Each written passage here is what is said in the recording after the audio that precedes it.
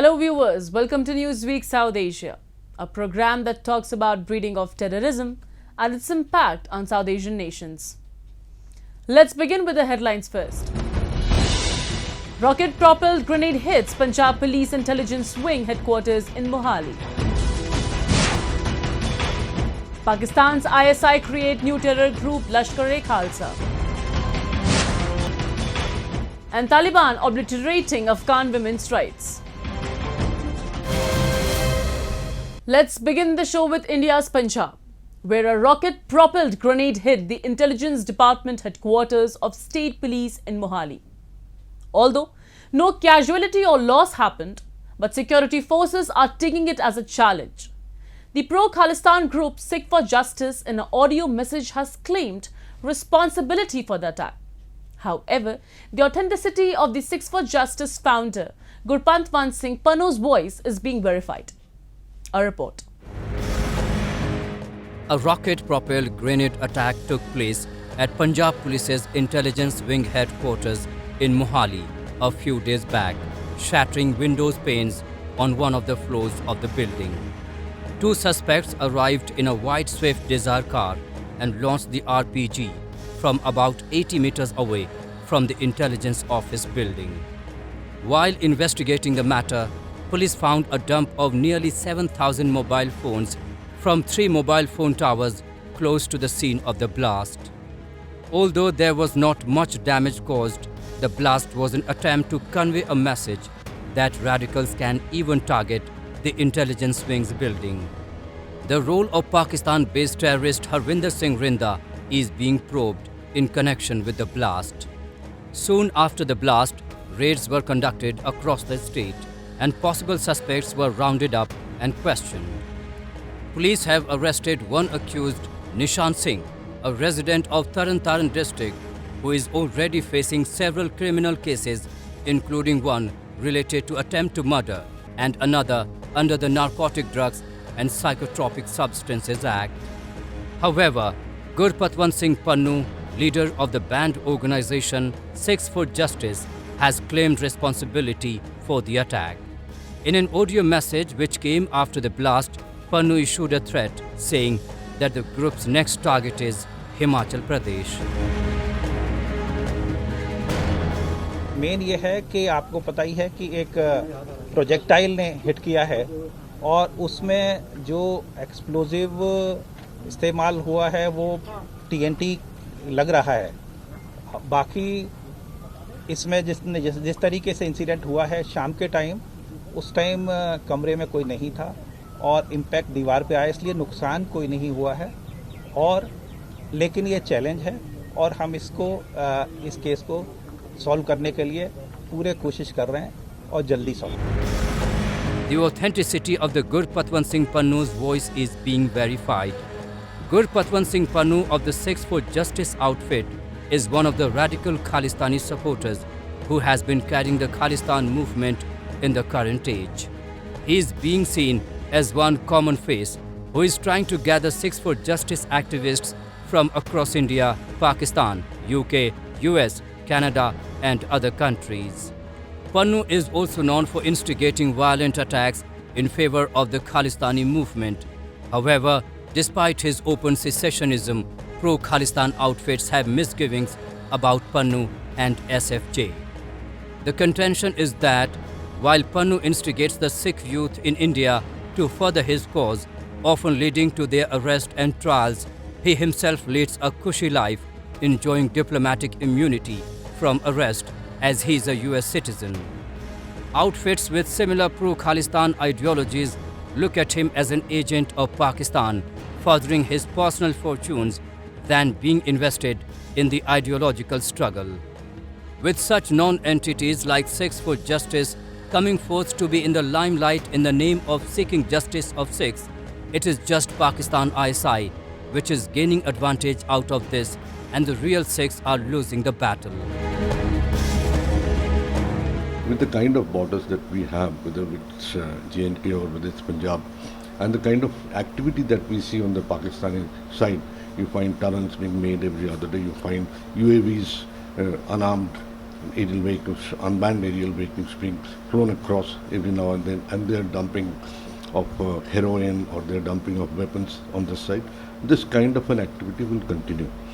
We have to ensure that our intelligence is strong enough to at least match those gangs who are operating in collaboration with the Pakistani agencies across the fence and utilizing these weapons to cause the kind of damage or cause the kind of danger that they can pose for us. So it's primarily with intelligence that we'll have to fight them. There is no weapon system available to totally insulate your skies and not allow UAVs to come inside. So this will keep happening, but we'll have to take the countermeasures to stop it. The Khalistanis, by working for India's enemies, are committing a crime that goes against their gurus who work to unite India and their own kith and kin. They have done enough damage to the legacy of their gurus. Pakistan, on the other hand, has been eliminating its Sikh population for decades through killings, rapes, abductions and forced marriages of young women. Yet it is funding and fueling Khalistani terrorism and separatist movement globally to achieve its sinister plans to break up India. The bonding between the terror groups from Pakistan and the Khalistan forces, courtesy the ISI, is a well-known fact.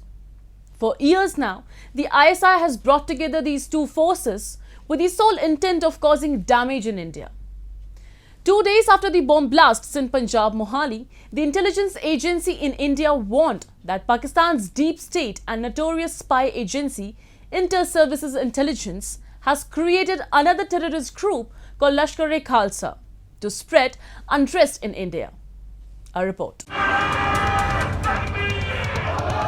Indian Intelligence Agency has warned that Pakistan's notorious spy agency ISI has created another terrorist group called Lashkar-e-Khalsa for disturbing the peace in the country.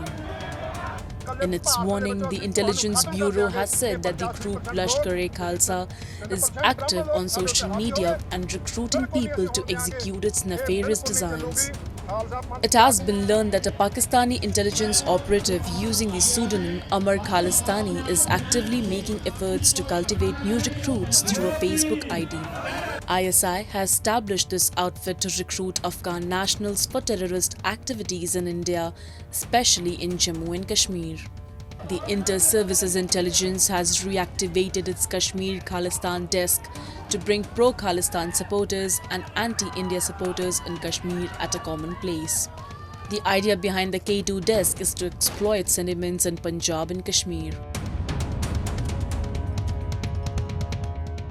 Intelligence Bureau of India has issued alert and warnings to other intelligence agencies and security agencies within the country, telling them that Pakistani ISI is up to nefarious activities once again.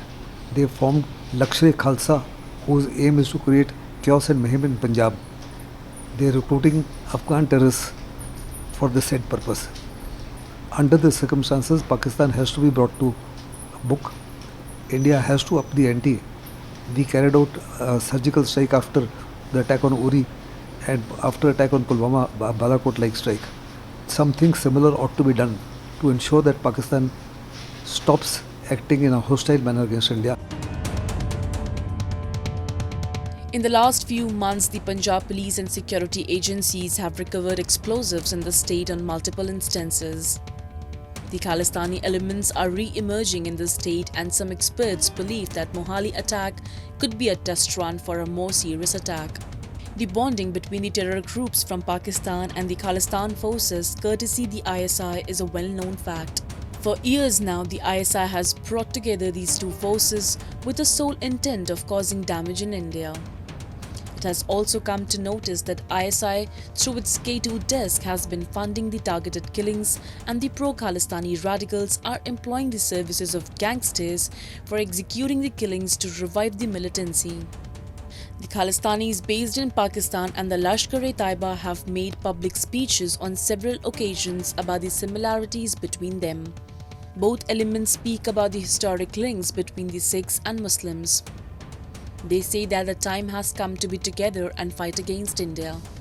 When the Khalistani terrorists fled, they were received by the ISI and were provided with all facilities. The ISI even went on to create the Sikh Muslim Ittihad Federation to plan terror attacks against India. So it would be possible, and I am sure Pakistan is recruiting some of those Taliban people. They are trained in terror activities, they are trained in use of weapons. There is no dearth of weapons. Americans have left them plenty. So the fact that they will be using these Afghan elements is not in doubt.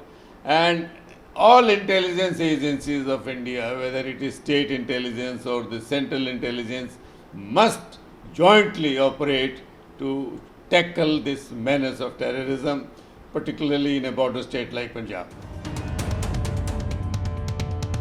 To destabilize the peace and harmony in India, Pakistan's notorious spy agency, Inter-Services Intelligence, has always been involved in forming new groups and alliances. In the past, the ISI also created another outfit called as the World Muslim Sikh Federation, which had members of the Dal Khalsa, Babbar Khalsa International and the Lashkar-e-Taiba.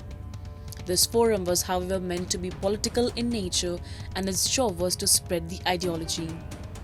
Following this, the ISI formed the International Sikh Muslim Friendship Organization and set up its offices in Italy, Germany and the United Kingdom.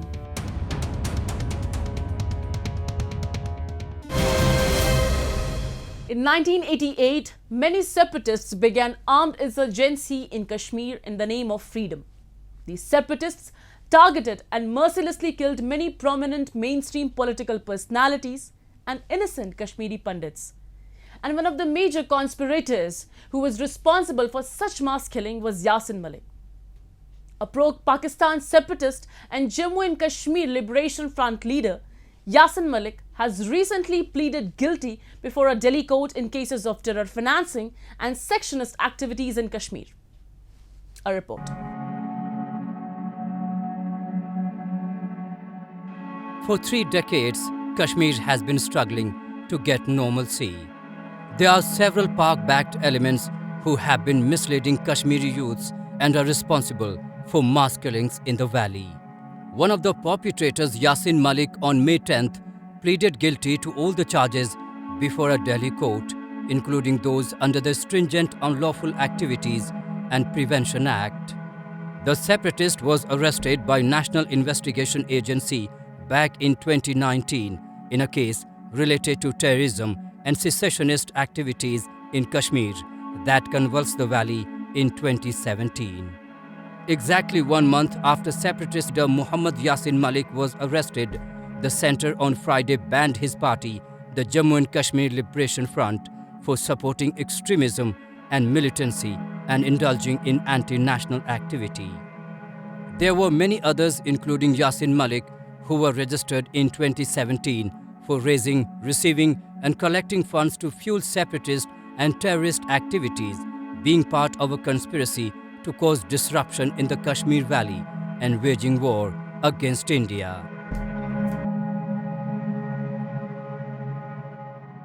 The justice system has caught up with this man who has been instrumental in sending a lot of youngsters to their deaths, proclaiming that yes, Kashmir will become Azad, and on the lines of what Pakistan ISI has been instructing him.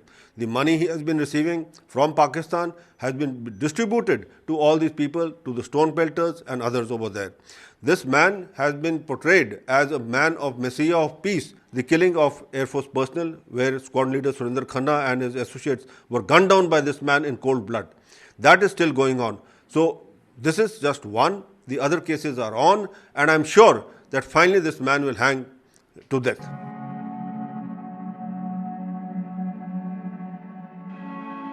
Though JKLF chief Malik claimed that he wants Kashmir to be separate from both India and Pakistan, an investigation report prepared by the NIA alleges he was in touch with Pakistan's ISI and had received funds from Islamabad to foment trouble in the valley and amassed properties worth more than 15 crore rupees.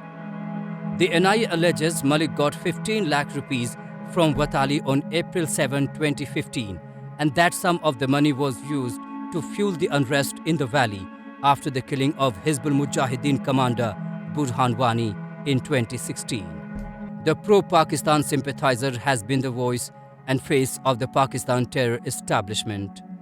In the year 2013, Malik shared the stage with 2611 mastermind Hafiz Saeed to mourn the execution of parliament attack conspirator Afzal Guru. So for all his protestations of wanting Kashmiri independence, it turns out that Yaseen Malik is just hand in glove in the ISI like we all knew. What we need to remember is the ISI uses this sort of separatism question, that is the independence of Kashmir from both India and Pakistan, essentially to weaken any sections that oppose it.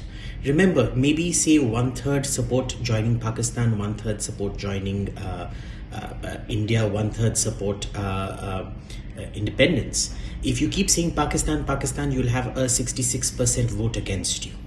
So this entire campaign for independence has been orchestrated by Pakistan. And we just know that it's now out in the open now that Yaseen Malik has pleaded guilty on where his loyalties actually lay.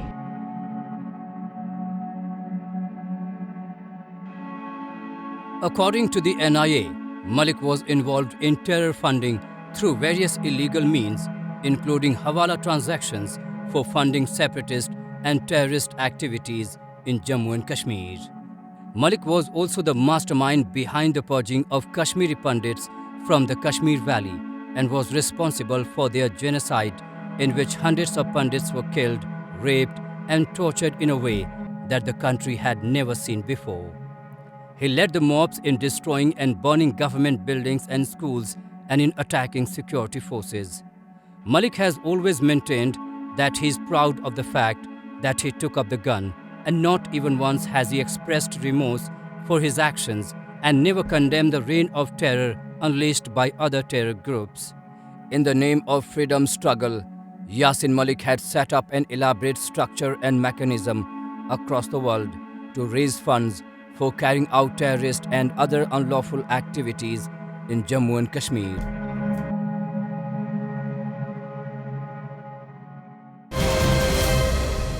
Now let's shift our focus to Afghanistan, where the Taliban rule has brought devastating impact on Afghan women.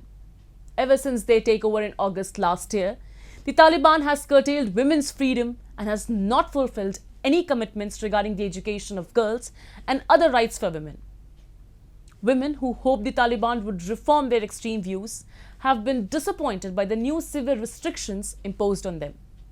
In the latest, the Taliban has ordered that Afghan women must cover their faces in public. Take a look. The Taliban has ordered yet another diktat that will push Afghan women into the dark age again. The all-male interim government on May 7th has ordered women to cover their faces in public. الحمدلله در افغانستان 99% مردم افغانستان خانم‌ها، خواهرای ما، مادرای ما بدون از اینکه ما گفته باشیم یعنی خودشان حجاب را مراعات میکنند چون مسلمان هستند میفهمند که حجاب مایه عزت آنهاست. A decree from the group's supreme leader Haibatullah Akhundzada said if a woman did not cover her face outside the home, her father or closest male relative would be visited and face potential prison or firing from state jobs. In retaliation, Afghan women took to the streets, raising their voices against recent restrictions imposed by the Taliban. فرهنگ خود را تحت نام اسلام تحت نام ایجاد بر زنان افغانستان تحمیل میکنه. از 9 ماه حضور گروه طالب در افغانستان تمامی برنامه‌ها و اجندای گروه طالب مشخصا در مورد زنان افغانستان بوده، برای محدود ساختن زنان افغانستان، برای حذف زنان افغانستان از ساختار سیاسی و اجتماعی. The group says the ideal face covering is all the encompassing blue burqa, which was obligatory for women in public during the Taliban's previous 1996 to 2001 rule. Most women in Afghanistan wear a headscarf for religious reasons, but many in urban areas such as Kabul do not cover their faces. پیام ما است که حجاب خود رعایت بکنه طبق دین مبین اسلام. چیزی که اسلام به ما گفته امور انجام بدن دیگه نیاز نیست که امارت اسلامی یا کسی دیگه به ما دوباره تاکید بکنه. Since their takeover in August last year, the Taliban claimed under its rule this time, women would be accorded every right within the confines of Sharia law. However, in the months that have followed, the de facto rulers have imposed harsh restrictions on women's education and their access to employment. In September last year, the Taliban government imposed restrictions on working women. Under this, the women won't be allowed to work with male colleagues. 3 months later, the Taliban restrained women from travelling alone if not accompanied by close male relatives. The order also stated that vehicle owners should refuse ride to a woman not wearing a headscarf. In March this year, the Taliban imposed restrictions to open high schools for girls, saying that they would remain closed until a comprehensive and Islamic plan was drawn up for them to reopen. Taliban's last-minute decision to shut school for girls was widely condemned.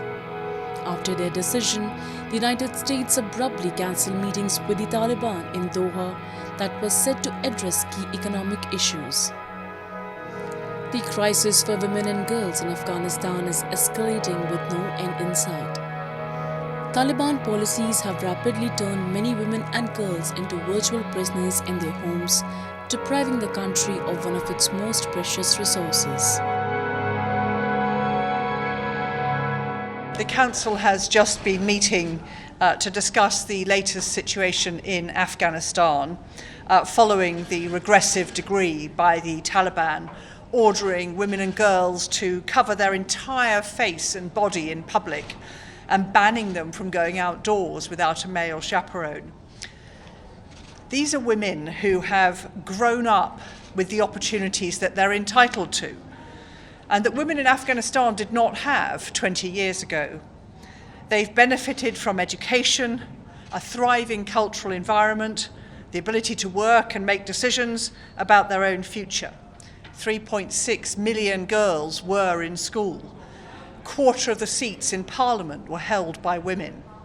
Women were 20% of the workforce before the Taliban took over. And now the Taliban is seeking to strip all of that away.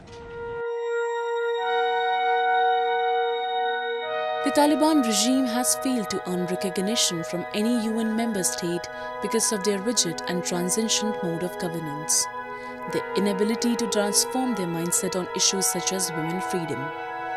Taliban government should understand that a country can't survive in the 21st century by pursuing a retrogressive and ultra-conservative approach. The eventual outcome of suppressing the freedom and creativity of a woman will be the erosion of Afghan society. Banning women's movements, curtailing all their freedom, health and education will augment frustration and anger among the Afghan women. In turn, the wrong message will be delivered to the world that the Afghan people are socially backward and can never live a normal life.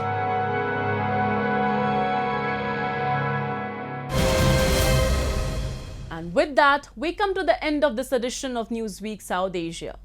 We will be back next week with more news, views and analysis from subcontinent.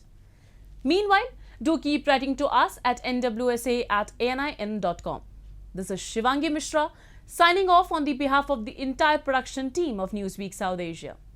Goodbye and take care.